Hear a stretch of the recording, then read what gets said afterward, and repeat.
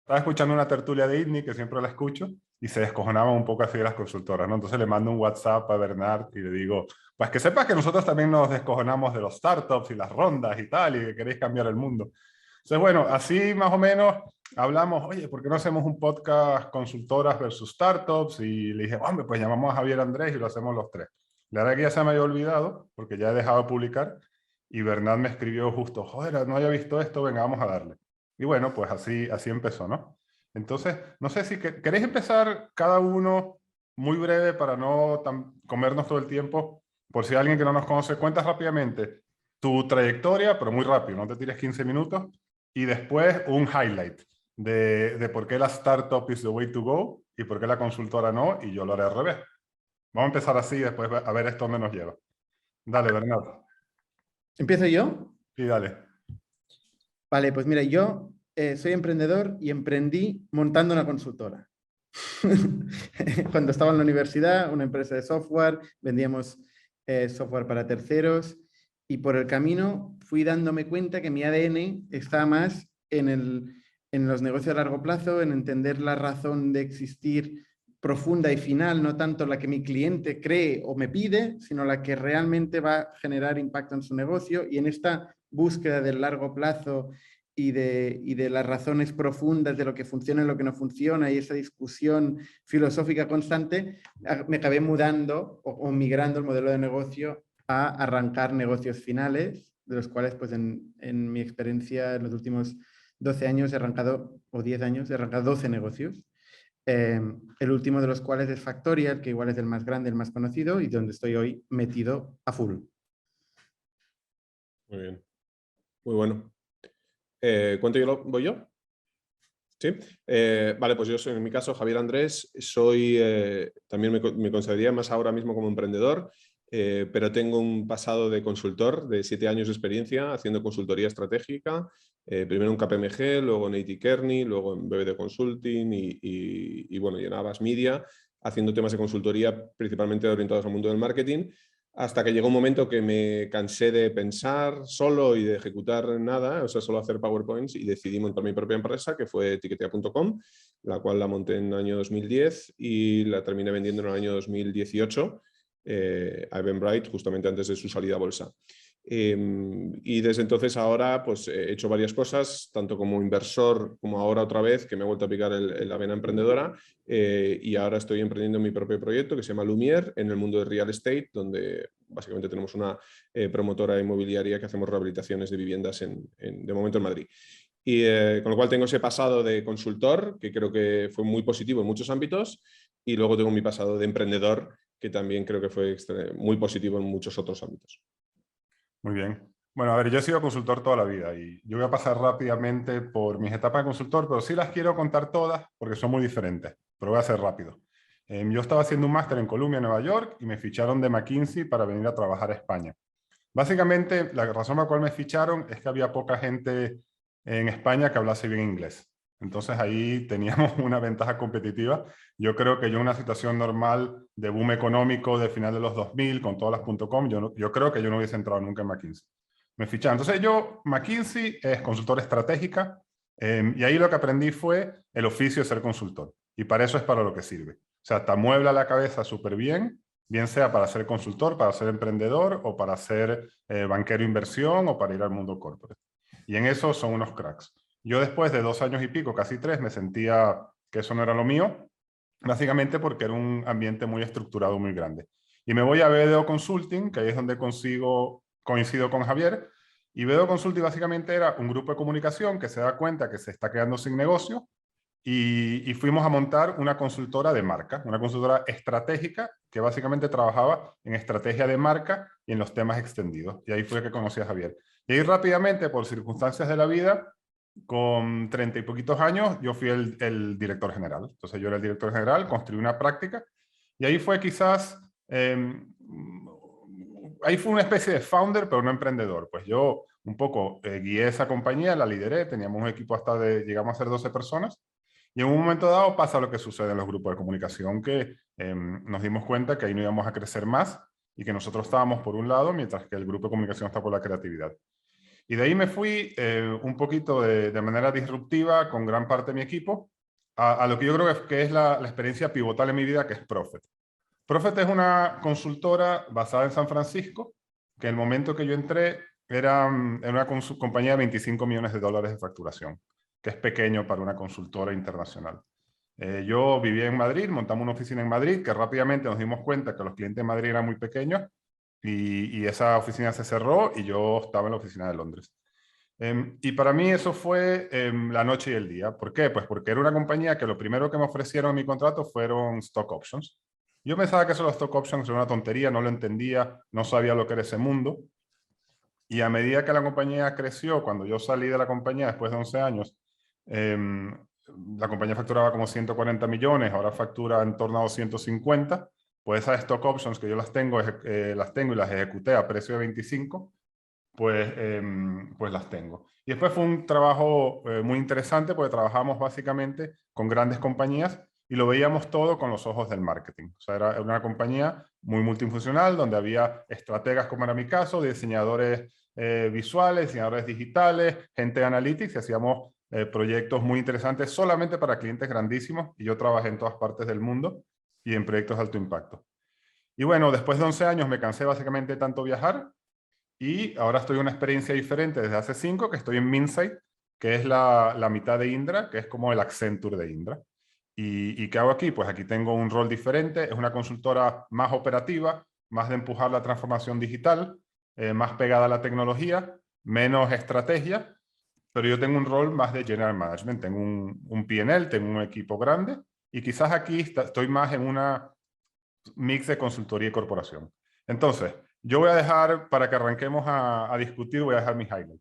A mí lo que me gusta de la consultoría, básicamente, y sobre todo de la parte estratégica, y si voy a mi periodo en Prophet, que es mi periodo más relevante, es el reto y la intelectualidad de los temas. O sea, yo realmente trabajé en proyectos muy complicados y muy transformadores para grandes empresas, y siempre con grandes empresas. A mí me interesa trabajar con grandes empresas, en lo personal. Y para lanzar ahí y empezar a picaros un poco, tengo mucho respeto por las startups, pero si hay cosas las startups que, que tendría que criticar para empezar la discusión, sería que veo mucho humo en el sector. Y entiendo que como todo habrá startups y emprendedores de verdad y startups y emprendedores que venden humo, ¿no? Pero lo que a uno desde fuera le parece raro es todo este tema de celebrar las rondas y verlo como un éxito, toda la narrativa de yo estoy cambiando el mundo, no sé, es un poco raro. Entonces, bueno, ahí lo dejo y os cedo la palabra. Yo tenía aquí una serie de temas que podíamos ir viendo, pero no sé cómo queréis hacer. No sé si queréis responder un poco a lo que yo dije o si queréis que lance alguno de estos temas. Como tú quieras. Si quieres, por coger el guante y el hilo, tú decías, Joseph, que a ti lo que te motiva o lo que te parece mejor de las consultoras es el reto intelectual y el poder trabajar en grandes proyectos, ¿no? Quizás yo creo que hay justamente una de las preguntas que tienen que hacer. O sea, yo parto de la base de que no hay una opción buena y otra mala. Yo creo que hay una opción que encaja mejor a una persona en un momento vital, puntual, versus otro. Y de hecho, a la misma persona en algún momento profesional de su carrera le puede encajar mejor trabajar en una startup y en otro trabajar en una consultora. Y no son excluyentes. Creo que cada una encaja mejor en función de tu momento vital y qué es lo que te motive, ¿vale? También creo que hay gente que no vale para ser consultor, igual que hay gente que no vale para ser startup, y no significa que uno sea mejor que otro, ¿vale? Esto partiendo de la base. Pero bueno, yo quizás a mí, ¿por qué me gustó de mi etapa de consultor? Yo creo que efectivamente te da escuela, te da oficio, te ayuda a estructurar tu cabeza y a resolver problemas de una manera estructurada y a quitarle miedo a enfrentarte a situaciones desconocidas, porque el trabajo de consultor, todos lo sabemos, son 4 meses dedicado a un proyecto en una industria nueva que no conoces, y en 4 meses tu curva de aprendizaje tiene que ser brutal porque tienes que ser capaz de llegar a un proyecto donde no tienes ni idea de nada y en 4 meses ponerte las pilas para poder terminar presentando frente a un director general y darle una recomendación concreta de cómo tiene que solucionar su problema, ¿vale? Y eso te obliga a tener que desarrollar una capacidad de aprendizaje brutal y te enfrenta en muy poco tiempo a muchos retos de diferentes industrias, que creo que es una manera muy acelerada y muy ágil de poder aprender.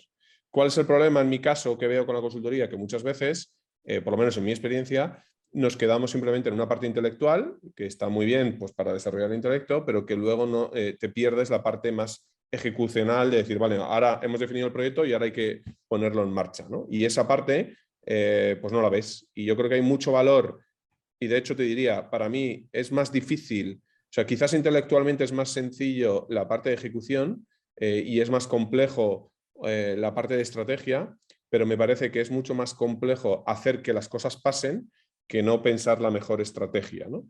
Y quizás, por lo menos en mi etapa como consultor, yo me cansé de hacer PowerPoints que en muchos casos morían en el cajón de un directivo porque era lo que tenía sentido hacer desde el punto de vista de negocio, pero que desde el punto de vista político, de momentum, de timing o de lo que sea, no era el momento para hacerlo.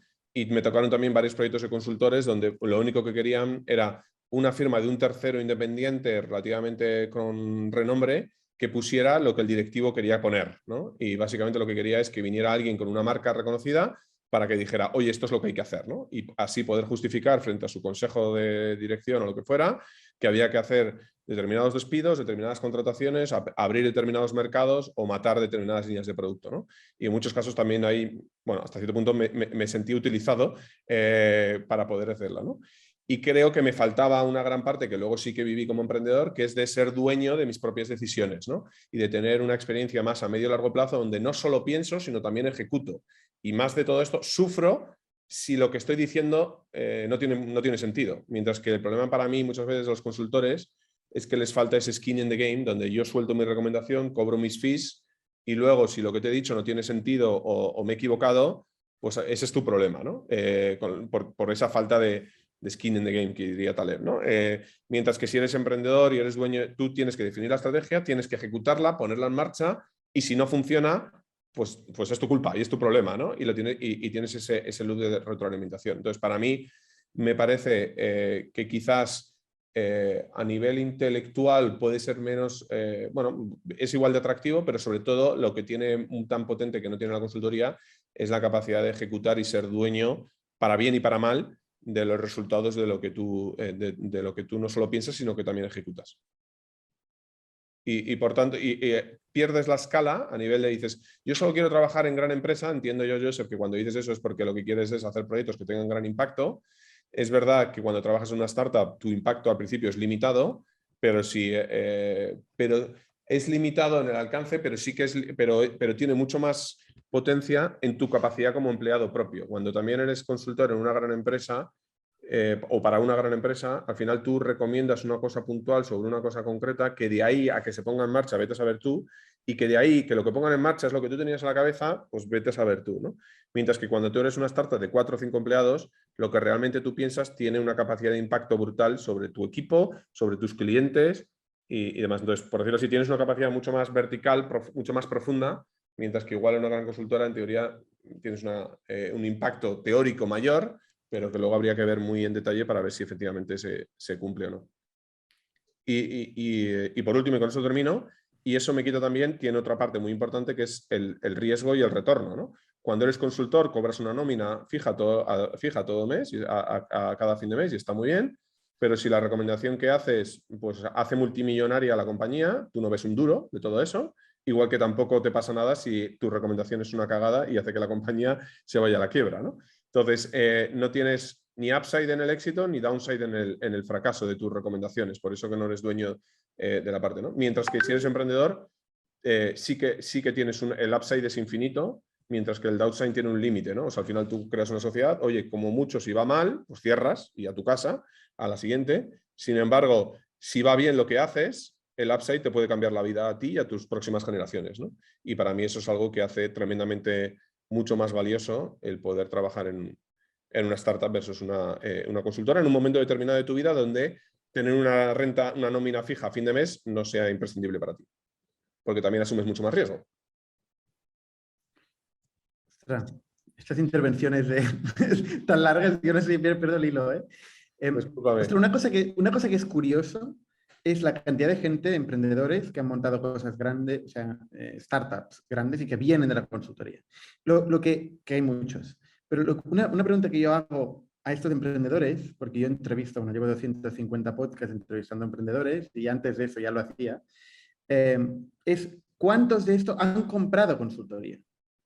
Y curiosamente, todavía no he encontrado uno. Es decir, la gente que viene de consultoría y ha pasado una etapa importante en consultoría, y que luego les pregunto, oye, ¿tú compras la consultoría? Y no compran consultoría, ¿no? No sé si es tu caso, Javier, ¿eh? No sé si en Tiquetea tú compraste consultoría. Consultoría general, tipo de estrategia y demás, ¿no? Sí que puedo comprar algún tipo de consultoría muy específica de quiero implantar un RP, ayúdame a ejecutarlo. Bueno, claro. O quiero tal, pero o sea, mucho más táctico, pero no Sí. consultoría de lo que pensamos en grandes consultoras estratégicas, eso no. Lo que pasa es que las consultoras grandes no están hechas para las startups. Y la ambición de un consultor potente, de una empresa potente, no es trabajar con startups, básicamente porque no pueden pagar los fees. Y el modelo de consultoría se basa en la recurrencia. Pero, a ver, te voy a lanzar algo aquí, Bernat. Yo no he intervenido, todavía. Perdón, dale, adelante, adelante. A ver, mi opinión sobre este tema. Yo creo que tú hablas de la gran impacto, gran empresa, y lo que dice Javier parece que es gran política, porque claro, de poner en el proyecto de consultoría lo que quiere el directivo de turno, que tiene un mandato de turno durante un tiempo para conseguir convencer a no sé qué board o no sé quién, no sé qué tiene que ver con el gran impacto.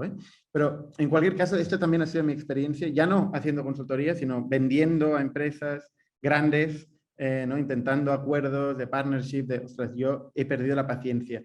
La verdad es que tengo poca paciencia. O sea, a mí me gusta generar impacto cada día, que las cosas pasen y yo las vea cómo pasan. Y entonces yo, toda esta paciencia de trabajar ya directamente en una gran empresa, donde todo tiene que pasar por muchas manos y por muchas aprobaciones, o trabajar desde fuera de una gran empresa y convencer a la gran empresa porque luego esto pase, yo seguramente no soy este tipo de animal, pero por falta de paciencia. Luego tú, Joseph, hablabas de el humo. Y efectivamente, las startups es un mundo de humo, pero de humo de verdad, o sea, humo a tope. Sobre todo porque es gente que habla de un futuro incierto, algo vamos, que está por ver, sobre un mercado que va a cambiar, que hay que ver si cambia, y sobre un producto que va a construir, que hay que ver si lo construye, y un equipo, ¿no? Un conjunto de ventas que siempre son hockey stick y que hay que ver cómo las hacen, ¿no? O sea, todo es humo. Pero lo que es curioso es que la cantidad de proyectos en el mundo que han conseguido convertir de este humo una realidad, ¿no? La mayoría no lo han conseguido, ¿eh? La mayoría no lo han conseguido, pero hay algunos que sí. Y en esta fe de que hay algunos que sí, es donde hay, en general, pues todo este espacio, todo este ecosistema de emprendedores, de soñadores, de flipados, les puedes llamar como, o vende humo, le puedes llamar como quieras. Yo la verdad es que yo vendo mucho humo. Vendo mucho humo en el sentido de que hablo mucho de cosas que no existen y como hablo tanto, me lo creo, y luego a veces vuelvo a la oficina y digo, hostia, ¿esto qué es? O sea, yo me acabo comprando mi propio humo y luego hay que convertirlo en realidad, ¿no? Lo que sí que he descubierto con el tiempo es que si convences, o este humo, que le llamas humo, pero yo realmente le llamo una visión sobre un futuro mejor, sobre una otra forma de solucionar un problema, bueno, puedes definirlo de distintas maneras.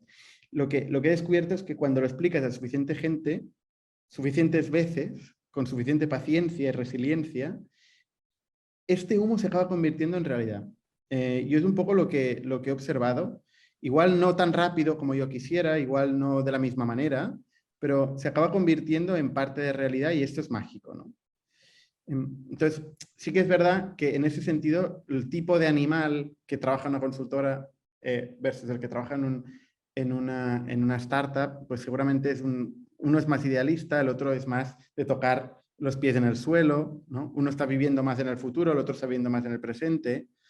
Seguramente los set de skills son distintos, uno está más orientado a la expansión y al valor, a generar valor con ideas, el otro está más a la operación, a generar igual a ver más los costes de su trabajo, porque al final tiene que pagar unas nóminas cada mes, ¿no? Y tiene que entregar un resultado cada mes, con lo cual es más operativo. Entonces, yo creo que estas son principalmente las grandes diferencias. Podría entrar más, pero... Sí.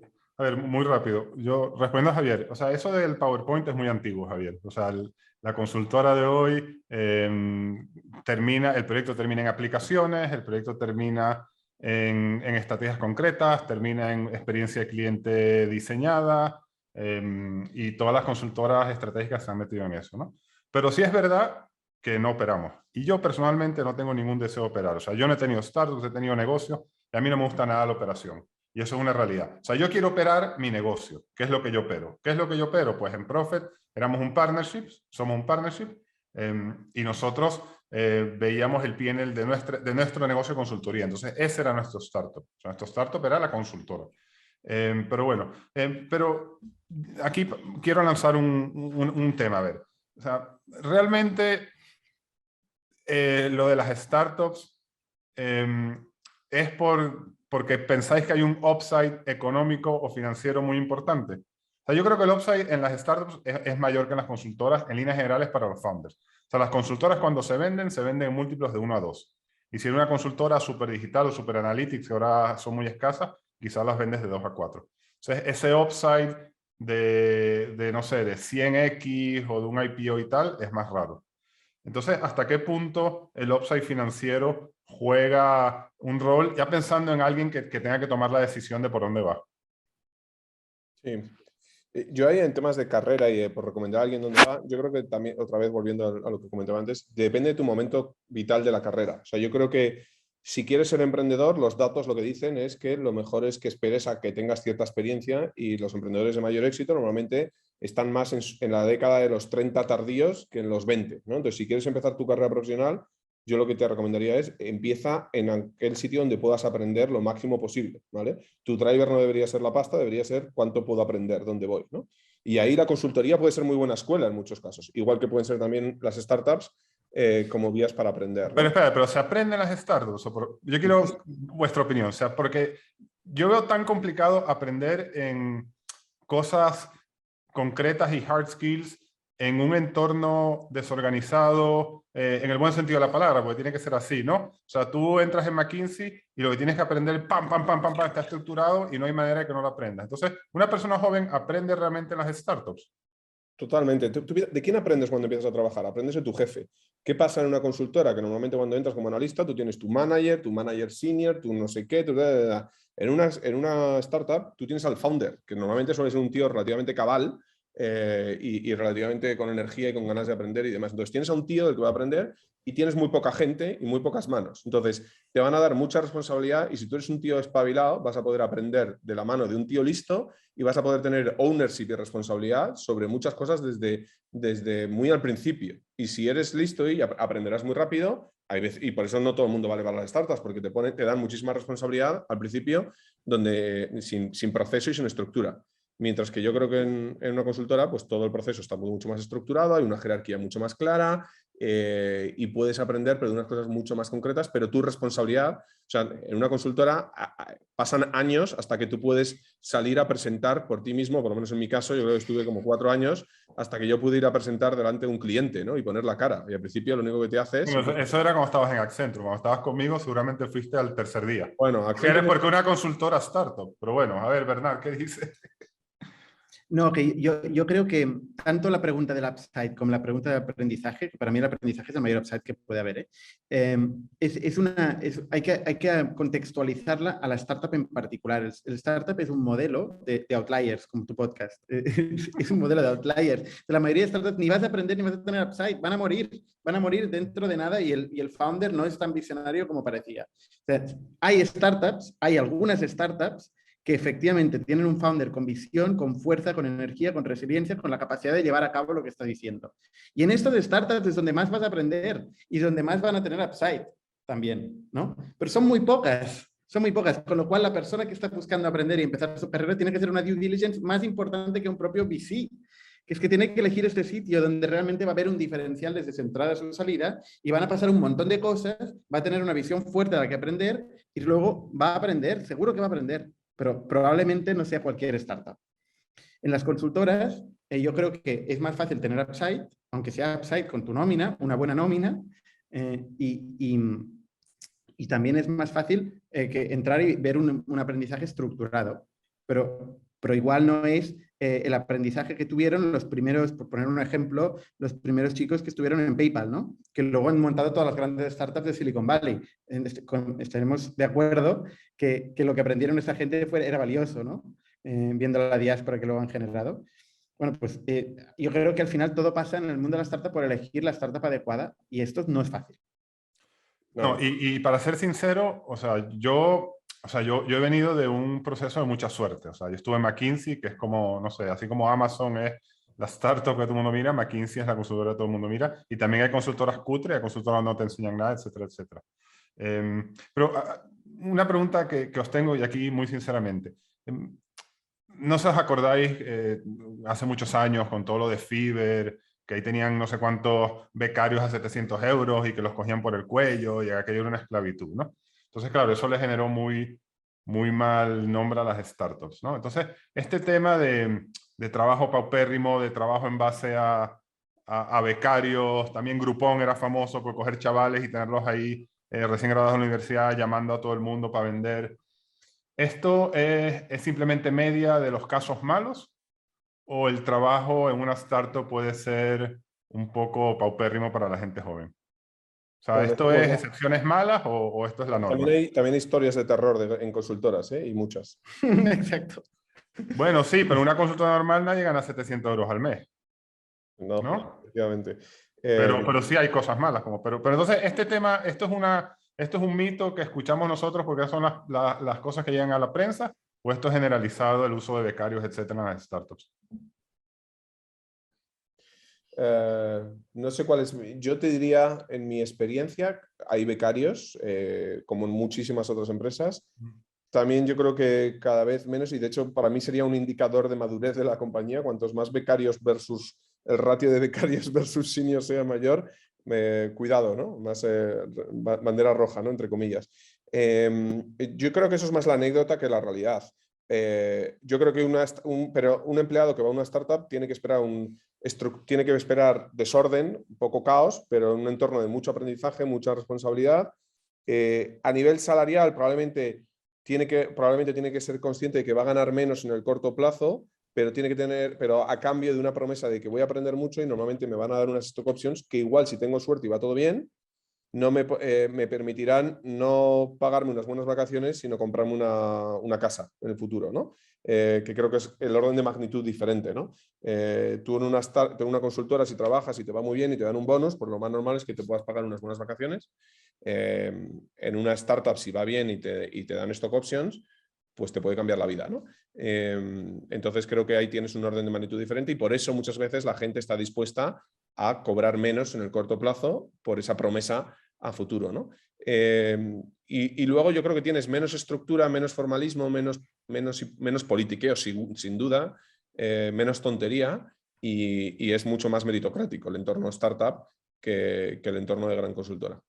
No sé, Bernard, ¿qué opinas tú? Yo creo que hay becarios de las startups. Bueno, ahora está limitado, ¿no? Porque en España está muy perseguido el tema de los becarios y tal. Claro que yo creo que sí que hay becarios, depende de la etapa, sobre todo cuando estás arrancando, todo el mundo es becario y al mismo tiempo todos los becarios son Chief Revenue Officers, Chief Marketing Officers, o sea, son todo en uno y evidentemente no ven un duro. Pero, oye, si este proyecto funciona, pues igual este becario pasa a ser realmente el Chief Marketing Officer. A mí siempre me sorprende, ¿no? Estos títulos tan tempranos que tienen a veces en algunas startups. Pero la verdad es que si esto funciona, la oportunidad es brutal. Ojalá hubiera sido el becario de Globo que estaba en las primeras etapas, ¿no? Y que hoy es el director de operaciones, ¿no? Claro, y eso pasa, o sea, la carrera se acelera mucho. Si tienes la suerte de ser un tío brillante y caer en la startup en el momento adecuado, tu carrera yo creo que se mete un acelerón que puedes llegar a ser un director de operaciones de una compañía valorada en 1.000 millones en 4 o 5, 6, 7 años, cosa que en una carrera corporate normal tardarías 20 o 25, ¿no? Entonces yo creo que obviamente tienes que ser un tío brillante y tener la suerte de caer en la empresa adecuada, pero pasa, ¿no? Entonces yo creo que también puedes tener un gran acelerón en tu carrera si caes en el momento adecuado, en el lugar adecuado, ¿no?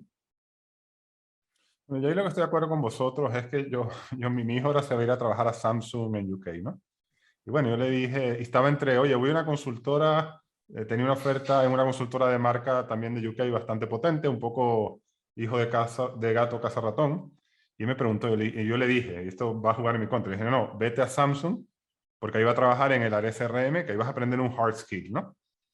Pero yo lo que le diría a mi hijo es que, joder, que busque una startup buena y que vaya una startup ahí a cazar las stock options. El Porque problema es debe ser muy encontrarla. interesante. El problema es encontrarla en las etapas iniciales. Ese es el problema de las startups. Claro, yo creo, por comentar ahí, yo creo que esto también muchas veces un buen indicador es qué está haciendo la gente más brillante, bueno, los que salen de las top schools, MBAs, Harvard, Columbia, Stanford y demás. Y el otro día hablando con un chico, me decía que este es un chico que fue a Harvard y cuando fue sponsorizado por McKinsey volvió a McKinsey, ¿no? Pero estuvo el tiempo mínimo y de ahí saltó a una startup, ¿no? Y él me lo decía así, me lo verbalizó así, me pareció muy brillante, ¿no? Me decía, McKinsey es como Kim Basinger. Es como es eso. Y me dice, pues era la tía buena de los 90, ¿no? En los 90 todo el mundo quería terminar trabajando en McKinsey. Pero luego pasó en los 2000 y de repente el McKinsey de los 90 se convirtió en el YouTube, Google y Facebook, ¿no? Y entonces durante la década de los 2000 todo el mundo quería trabajar en los Amazon, Google, Facebook y demás, ¿no? Y ahora en los 20 lo que ya no la gente no quiere trabajar pues yo ya no decidiría a Amazon como una startup, ni a Google, ni demás. La gente lo que quiere es trabajar en montar su propia startup, ¿no? Cuando vas a esas escuelas de negocio, al MIT, a Stanford y demás, hay una gran cantidad de gente que quiere montar su propio proyecto y quiere montar su propia startup, ¿no? Entonces, yo creo que tienes que ir dónde va el talento, ¿no? Y dónde va la gente más brillante. Y antes las barreras de entrada para montar tu propia compañía en los años 90 pues eran tremendamente altas. Yo creo que ahora se han reducido mucho y si eres un tío brillante de que sales de una escuela top de estas, pues será relativamente fácil que levantes capital, por lo menos para intentarlo, ¿no? Y montar tu Sobre todo propia... los últimos 2 años. Sobre todo los últimos 2 años que aquí hay caían los billetes del cielo y efectivamente, ¿a quién no van a arrastrar? Alguien que tenga un poco de talento, cuando ve que hay tanta financiación y que el upside es muy bueno, pues evidentemente se tiene que meter. Otra cosa es que esto tenga sentido al punto al que habíamos llegado. ¿Eh? Y que Claro. esa es la pregunta, ¿no? También se Sí, verá bueno, con perspectiva. Justo, pero ahí creo que los mercados corrigen, ¿no? Y ahora claramente estamos en una etapa de corrección sana, porque la euforia ha pasado a la corrección y volveremos a llegar a la euforia. Será una cuestión de pues, Vale, 2, pero 5 esto o es 7 años. interesante. A ver, nosotros veníamos con un churn en Minsait altísimo post-COVID, por bueno, todo lo que estaba pasando del Great Attrition, no sé qué, nos pegó duro. Y en los últimos momentos, en los últimos tiempos que se está secando la financiación, hacia la perspectiva, vamos, la rotación es mínima. Y está la gente súper motivada, súper pumped. Bernat, tú estás viendo, o sea, tú estás percibiendo un cambio de ciclo en la gente. O sea, te cuesta más reclutar, ves menos gente que quiere ir a startups, porque nosotros estamos viendo lo contrario, con este cambio que habéis dicho que el dinero ya no llueve del cielo y el dinero ya no es gratis. ¿O prevés que eso va a No, cambiar? yo no creo que sea que la gente no quiera ir a startups. Es más que las startups no pueden contratar a gente en algunos casos Ok. o directamente no pueden mantener la estructura que tienen. Eso es un juego de las sillas. Mientras va sonando la música, vas haciendo cosas de golpe para la música y cada uno la pilla diferente. Hay quien tiene financiación y puede mantener el burn rate que tenía, otros que han tenido que reducir la estructura a tope, otros que están desesperados y están buscando pasta a cualquier precio. Y esto evidentemente afecta las decisiones de contratación. Pero yo creo que es más, de momento está más dirigido este proceso desde las Big Tech, por un lado, que les afecta mucho en bolsa, y las startups con más o menos financiación, y efectivamente va a acabar afectando al mercado laboral y a las tendencias de la gente lo que busca o deja de buscar. Pero de momento es más las empresas que están reaccionando a estos nuevos acontecimientos y en muchos casos han habido despidos masivos en muchas empresas. Y a nosotros, por ejemplo, no nos ha afectado. O sea, nosotros seguimos buscando talento, contratamos a mucha gente, hemos tenido la suerte que nos ha pillado con pasta en el banco y además con un momento de crecimiento muy, muy chulo, con unos buenos economics. Y dentro de lo que cabe, para nosotros no tiene sentido frenar de ninguna manera, ¿no? Entonces, seguimos al mismo ritmo que antes del Tech Winter, en nuestro caso. Muy bien. Bueno, ¿qué más? ¿Hay algo más o ya agotamos el tema? No, Closing remarks. no para mí, claramente yo creo que la consultora es una grandísima escuela y te ayuda a estructurar la cabeza, y ahí está el ejemplo de muchos founders que venimos del mundo de la consultoría, y creo que es una grandísima escuela, pero creo que se queda coja si no pasas a tener un rol donde eres dueño de la ejecución y eres dueño en el largo plazo. O sea, de nada me sirve que me decías eso, no, y ahora terminamos con una aplicación. Bueno, sí, esa aplicación empieza el día que la lanzas, pero luego tienes que mantenerla, actualizarla, pivotar, mejorar y demás, Ah, ¿no? pero es que a mí eso me da pereza, y a muchos consultores también. Yo no quiero Bueno, mantener nada. Pero Mira, es te voy a contar curioso una porque... anécdota. Vale, perdón, dale, Bernardo, dale. No, no, yo te iba a decir, ostras, pero por no gustarte operar una consultora es un pain in the ass que no veas. claro, tú Porque vendes tienen que horas estar hombre. siempre buscando proyectos, siempre buscando proyectos. Luego tienes un buen proyecto, tienes que contratar gente. Luego tienes gente, tienes que buscar proyectos. Y estás siempre en esta Claro. dicotomía de necesito vender la gente que tengo, necesito proyectos, quiero proyectos buenos, pero, ostras, pero tengo gente que tengo que colocar, con lo cual tengo que coger un proyecto malo. No sé, Sí, es una operación que me quito el sombrero, porque yo la verdad cuando Sí, lo pero hice... lo que pasa es que es verdad, pero es una operación que la sientes dominada. A ver, yo te doy un ejemplo, que es la anécdota que os quería poner, y Javier lo sabe. Yo un día, cuando trabajaba en McKinsey, entre McKinsey y BDO, dije, ay, ya estoy cansado de la estrategia, quiero un negocio, quiero operar. Entonces, tenía unos amigos por ahí que sabían de restauración y hemos montado un restaurante de lujo en el barrio Salamanca. Vamos, que salíamos en todos los periódicos y venían los críticos y tal. Vamos, de esto, o sea, un horror. ¿Por qué? Pues porque ahí yo La tenía que hacer lo que haces restauración, tú. Se me iba la la luz. restauración tela. Sí, pero exacto, se me iba la luz. Y yo qué coño, yo no soy electricista y había que hacer los escandallos de los platos y yo no sé cómo están picando el pescado. Y dije, es que no quiero saber nada de operación. Entonces, es verdad, la consultora tiene su operación, pero es una operación que para mí, que tengo 20 años en esto, es sota caballo rey. Pues yo sé lo que funciona, sé cómo gestionar una consultora, cómo gestionar los equipos, claro, cómo gestionar a los clientes. pero yo veo dos problemas ahí. Uno es, primero, que la consultora estás vendiendo horas hombres y eso no escala. Con lo cual, tú sabes que si un Escala año menos. quieres facturar, necesitas tener pues, más gente facturando. Mientras que en una startup normalmente trabaja en un producto y si das con la tecla, llega un momento mágico donde tú te metes a la cama por la noche, te levantas al día siguiente y de repente tienes X mil de euros más en el banco, ¿no? Porque eso escala y puedes facturar mucho más y demás. Y eso es mágico. Cuando lo ves funcionar, y dices, coño, hoy con el mismo equipo, este mes voy a facturar un 20% más que lo que facturaba el año pasado, sin elevar prácticamente nada los costes, es mágico y por eso los múltiplos de valoración de las startups tecnológicas son mucho mayores que de una consultora de servicios que lo que está vendiendo horas hombre y que si quieres facturar un 20% más, lo siento, te toca contratar un 20% más de consultor. Ese es el modelo. Y Es que luego... no es un modelo para VC. De hecho, a mí me preguntan, oye, VC, yo digo, no, no. El otro día me llamaba uno con una consultora y es que tengo un VC, yo, coge el dinero. Porque es que es malísimo, porque depende de una consultora pequeña de 20 personas, depende del fundador. Claro. Es tremendo. Y los múltiplos de venta son de 1 a 2 y un poquito más de 2 si tienes mucha suerte. Pero perdón, te interrumpí. Nada, y luego el otro tema importante para mí es que normalmente los grandes retornos en la vida llegan en el largo plazo. Entonces, pero para trabajar en el largo plazo necesitas dedicarte mucho tiempo en el largo plazo a una cosa concreta. Entonces, si estás saltando de un proyecto aquí, de un proyecto allá, de un proyecto allá, de un proyecto allá, no vas a tener el retorno a largo plazo de ese proyecto. Entonces, tu retorno sería el de la consultora, pero como justamente volviendo a tu punto anterior, como las valoraciones a la consultora son las que son, que no escalan porque vendes horas hombre, pues ahí estás perdiendo de alguna manera mucho upside, mientras que si trabajas en una startup y te centras durante 8 o 10 años en un producto, pues igual estás sufriendo durante 6, 7, 8 años, pero llega un momento donde pues es el payday y tienes ahí te cambia la vida, ¿no? Entonces, esa visión dices, te da pereza ya, pero es que los retornos llegan a largo plazo y normalmente te toca trabajar en esa parte operativa. Y luego puedes construirte un equipo, si la cosa va más o menos bien, para que estés realmente en el día a día y tú como founder, pues poco a poco puedas pasar a estar en una parte más estratégica. Pero solo vas a ser bueno en estrategias si has pisado el barro antes, ¿no? Y si no, el hábito hace al monje, ¿no? Pues que dicen, pues si no has pisado barro y no has sufrido durante X años, el problema es cuando te tiras 10 años y sigues comiendo barro todos los días, ¿no? Pues ahí tienes un problema porque la compañía no ha escalado, ¿no? Pero si la compañía va más o menos bien, lo normal es que a los X meses, años, poco a poco, vayas saliendo del día a día y tú como founder vayas o como directivo vayas teniendo una responsabilidad más parecida a lo que sería en una gran empresa, ¿no?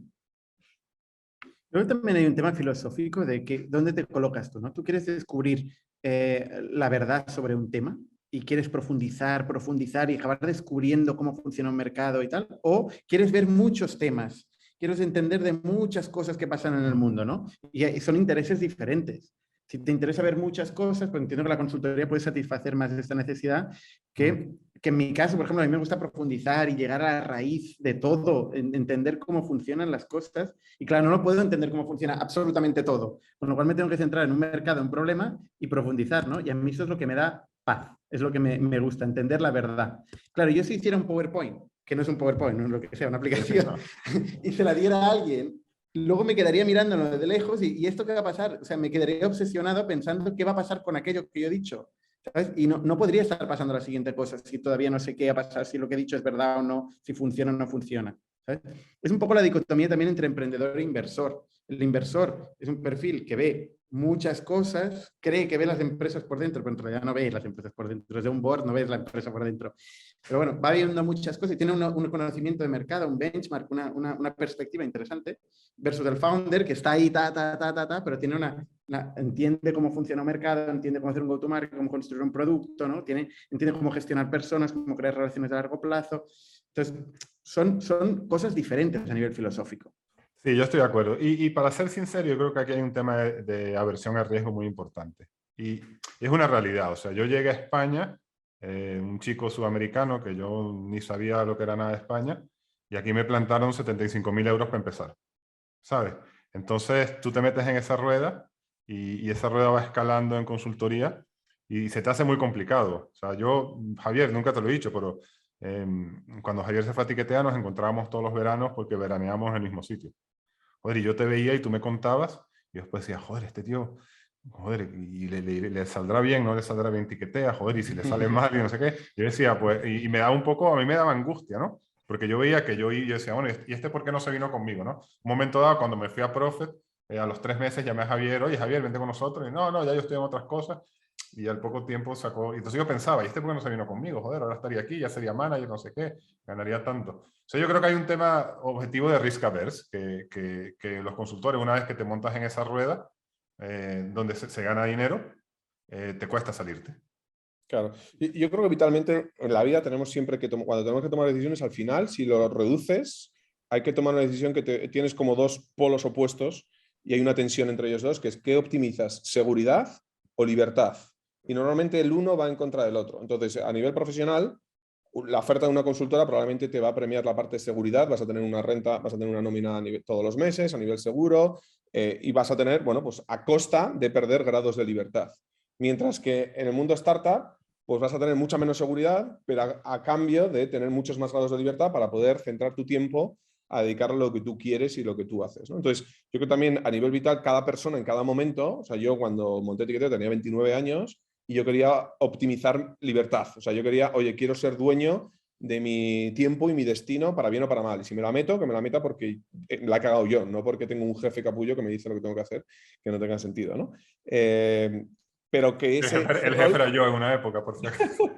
pero que ese rol es muy diferente. Entiendo, claro, yo en aquel momento no tenía hipoteca, no tenía hijos, la seguridad para mí era hasta cierto punto no era valorada. Entonces, que entiendo que es muy diferente que igual una persona que nos está escuchando que tiene 45 años, tiene una hipoteca, tiene niños que van a coles caros y que de repente es como, mira, me suena guay lo de la startup, pero lo siento, yo cada mes tengo que estar pagando X mil euros y no puedo tener el lujo de poder prescindir todo esto y asumir tanto riesgo con tanto nivel de incierto, ¿no? Por eso también yo creo que la ventana de emprender es una ventana que se abre y se cierra. Y llega un momento vital donde ya tienes X años que probablemente ya no tiene sentido para una persona emprender porque ya tiene un coste de vida, está acostumbrada a una serie de cosas y de gastos que su coste de oportunidad de cagarla es tan importante que le va a evitar tomar el riesgo y emprender, ¿no? Mientras que normalmente los emprendedores, la mayoría, somos pues, gente que tiene pues, 20 y muchos, 30 y pocos, que su coste de oportunidad es relativamente bajo y sin embargo el upside pues no tiene techo, ¿no? O sea, no está capado. Por En eso realidad esa también dicotomía pasa lo siempre... contrario, ¿eh? ¿Eh? Javier, también pasa lo contrario, que es que la gente emprende cuando ha pasado como tú, un poco una etapa donde ha generado ahorro, ha generado experiencia, ha visto una oportunidad de mercado vía trabajo, porque ojo que las oportunidades hay que descubrirlas. Sí, Y sí. una persona de 20 años que no sabe nada del mundo difícilmente, es un poco tópico, que los chicos de 20 años son los emprendedores. El emprendedor medio, creo que la última vez que vi, tenía 45, 46 años Sí, sí. de media, el medio.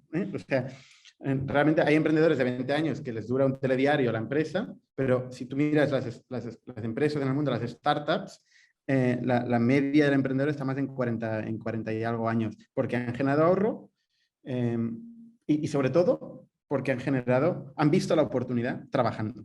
Claro, pues tienen experiencia en una cosa muy concreta donde han profundizado, se han dado cuenta del problema y lo han podido montar, ¿no? Justamente, yo creo que cuando tienes 20, 22, 23 años, no tienes experiencia vital de la vida y no tienes la capacidad de profundizar y ver y decir, oye, aquí hay una oportunidad, ¿no? Sí, pero a ver, pero Bernardo, a ver, una pregunta aquí. A ver, como ahora el podcast ya es medio evening, medio outliers, pero bueno, voy a hacer la pregunta como si fueses el invitado. O sea, tú, indudablemente, Factorial va bien y tenéis caja, o sea, hablamos de la ronda de 70 millones que os da bastante runway, estáis expandiendo. El negocio parece que va bien, ¿no?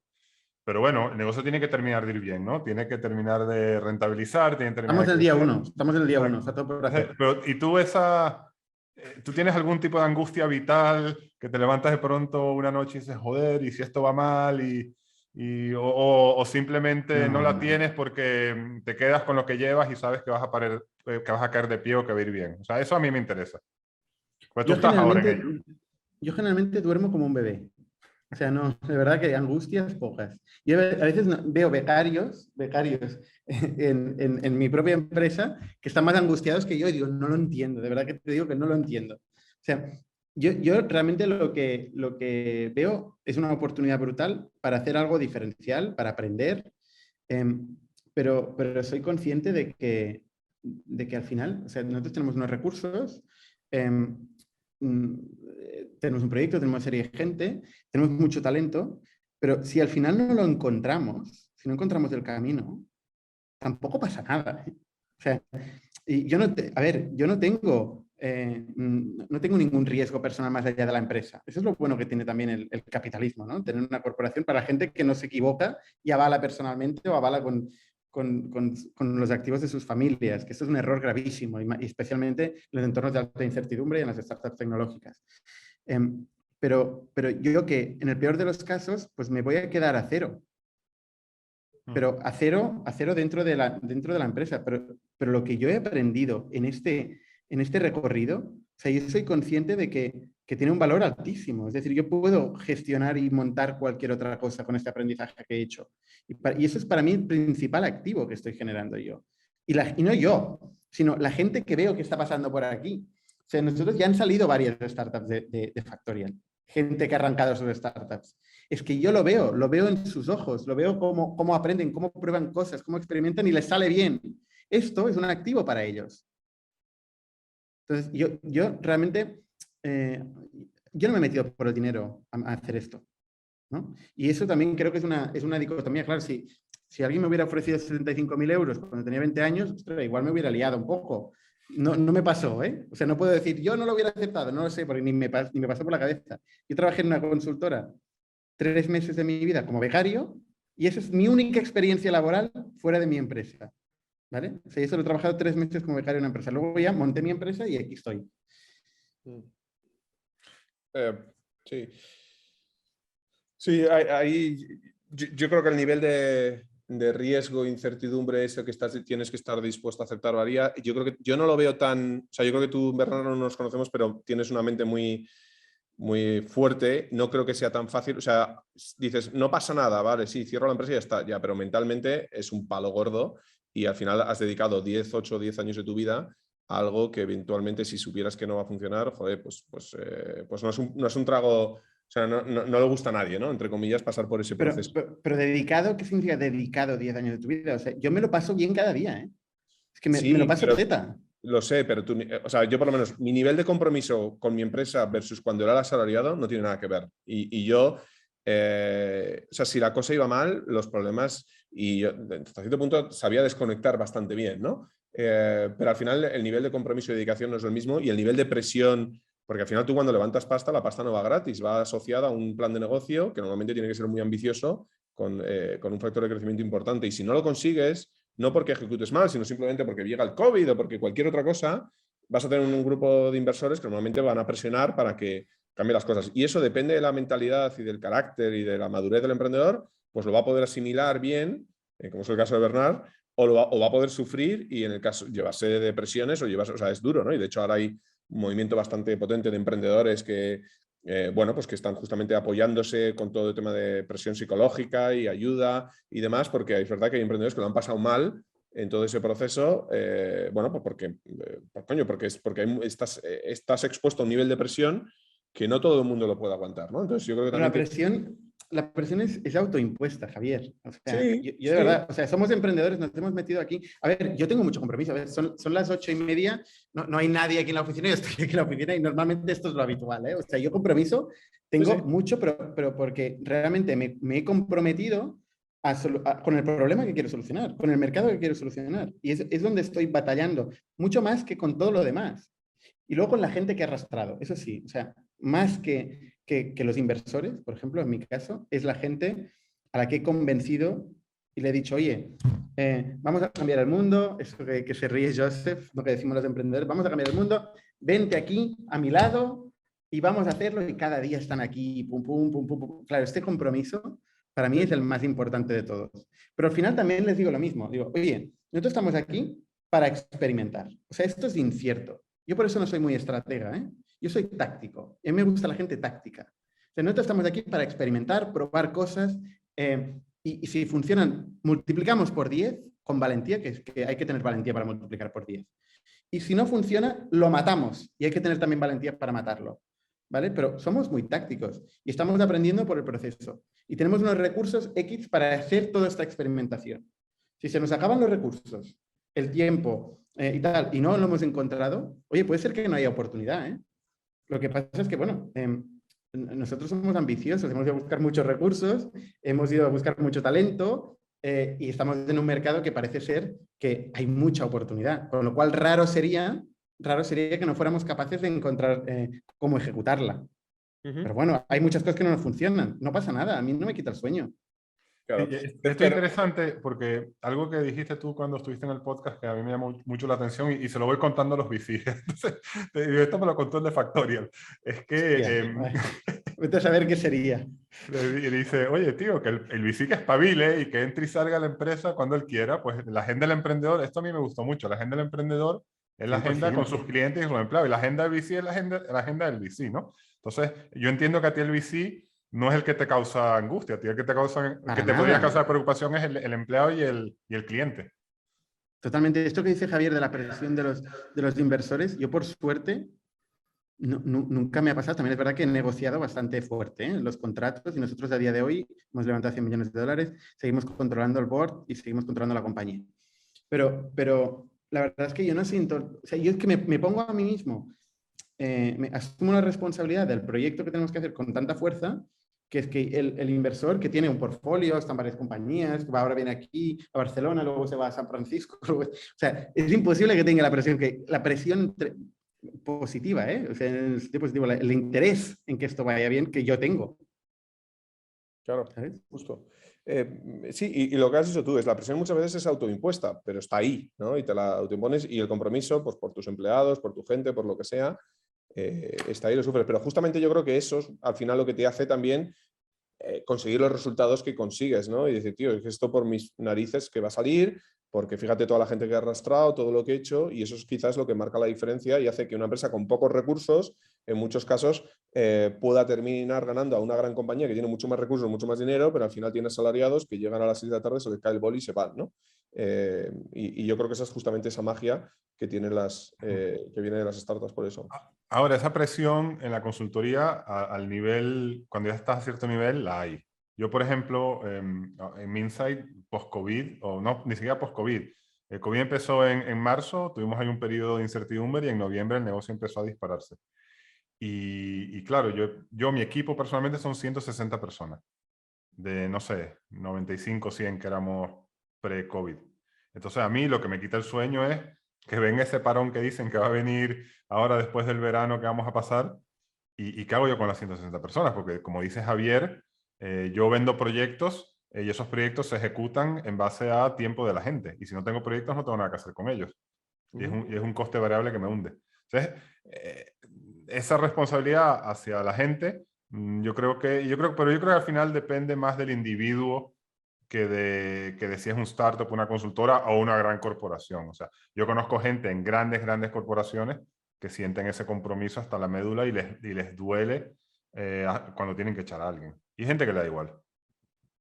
Sí, total. Entonces, yo por terminar, si quieres, un poco para mí es pregunta a la gente que nos está escuchando. Oye, ¿dónde quiero trabajar? Yo te devolvería la pregunta, depende qué te motiva, ¿no? Si te motiva aprender y tener un salario fijo, pero no eres un poco risk averse y no te apetece mucho, pues igual una consultora pues es la opción. Si tu mayor driver es forrarte y ganar pasta, yo te diría, tampoco no emprendas, porque las probabilidades, o sea, mirando las estadísticas, el 99% de los proyectos fracasan. Si realmente tu motivación es ganar pasta, la probabilidad de ganar pasta es mucho mayor que te metas vete a banquero de inversión. Que los banqueros de inversión, la gran mayoría de ellos, terminan ganando mucha pasta y siendo multimillonarios, ¿no?